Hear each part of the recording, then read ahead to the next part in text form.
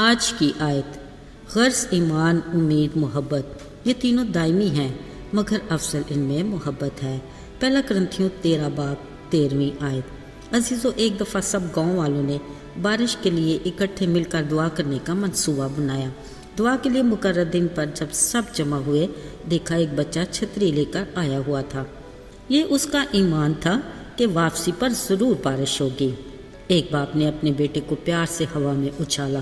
مزے کی بات، وہ ذرا سا بھی ڈرا نہیں بلکہ ہنستا ہی رہا۔ اسے یقین تھا کہ جس باپ نے اسے ہوا میں یوں اچھالا وہ اسے حفاظت سے پکڑ بھی لے گا۔ یوں ہی ہر رات جب ہم اپنے بستر پر سونے جاتے ہیں، صبح وقت پر بیدار ہونے کے لیے الارم لگاتے ہیں، ہمیں امید ہوتی ہے کہ صبح ہم ضرور ہی بیدار ہوں گے۔ عزیزو، یقیناً ہم سب بھی خدا پر ایمان رکھتے ہیں، اپنے روزمرہ کے کام سر انجام دیتے ہیں کہ سب اچھا ہوگا۔ اسی طرح ہمیں یقین ہے کہ خواہ کتنے بھی مشکل حالات کیوں نہ ہوں، خدا ہمارے ساتھ ہے۔ بلا شبہ ہمارا دم خالق خدا کے ہاتھ میں ہے۔ اس کی ڈور اگرچہ اس قدر نازک ہے کہ ایک پل کی بھی خبر نہیں، پھر بھی امید پر دنیا قائم ہے۔ عزیزو، کلام مقدس میں ایمان اور امید کے ساتھ محبت کو شامل کر کے کہا گیا ہے کہ ایمان، امید، محبت یہ تینوں دائمی ہیں مگر افضل ان میں محبت ہے۔ اگرچہ ایمان اور امید خاصی اہمیت کے حامل ہیں مگر محبت کو ان دونوں سے زیادہ اہمیت حاصل ہے۔ اصل میں محبت کا گہرا تعلق خدا سے جڑا ہے اور محبت خدا کا خاصہ ہے۔ اسی محبت کی بدولت خالق خدا سے گناہگار انسان کا رشتہ پھر سے بحال ہوا۔ اسی ملاپ میں یسوع المسیح نے اپنا کردار ادا کیا اور اپنی جان کا کفارہ دے کر نہ صرف ہمیں گناہ کی دلدل سے نکالا بلکہ نجات کا دروازہ کھول کر آسمانی بادشاہت میں شریک ہونے کا شرف بھی عطا کیا۔ یہ سب کچھ محبت کی بدولت ہوا جس کو خدا نے اپنے کلام میں افضل کہا ہے۔ بلا شبہ خالق خدا اپنی مخلوق سے بے انتہا پیار کرتا ہے۔ وہ گناہ کے باعث کسی کی ہلاکت نہیں چاہتا کیونکہ اس نے بنی نوع انسان کو ابدیت کے لیے پیدا کیا اور وہ ہر پل انسان کو اپنی رفاقت میں رکھنا چاہتا ہے۔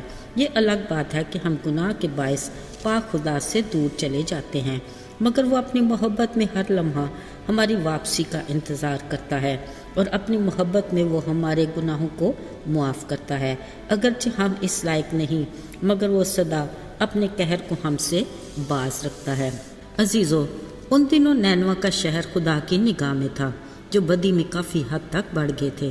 خدا نے اپنے بندے یونا کو وہاں بھیجا کہ انہیں خدا کی محبت اور معافی کا پرچار کرے تاکہ وہ اپنی بری روش سے باز آ کر خدا کی طرف رجوع لائیں۔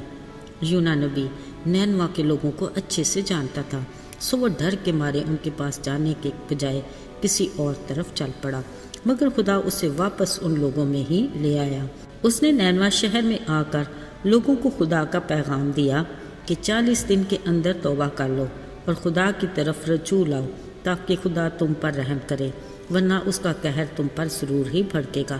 لوگوں نے جب یہ سنا تو انہوں نے ٹاٹ اوڑھ کر روزے رکھے اور خدا کے حضور گریہ زاری کی اور اپنی بری روش سے پاس آئے۔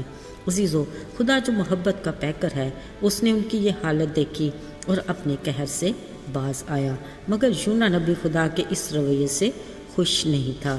اس نے فوراً شکوہ کیا اور ناراض ہو کر خدا سے کہا، میں جانتا تھا کہ تو رحیم و کریم خدا ہے جو قہر کرنے میں دھیما اور شفقت میں غنی ہے اور عذاب نازل کرنے سے باز رہتا ہے۔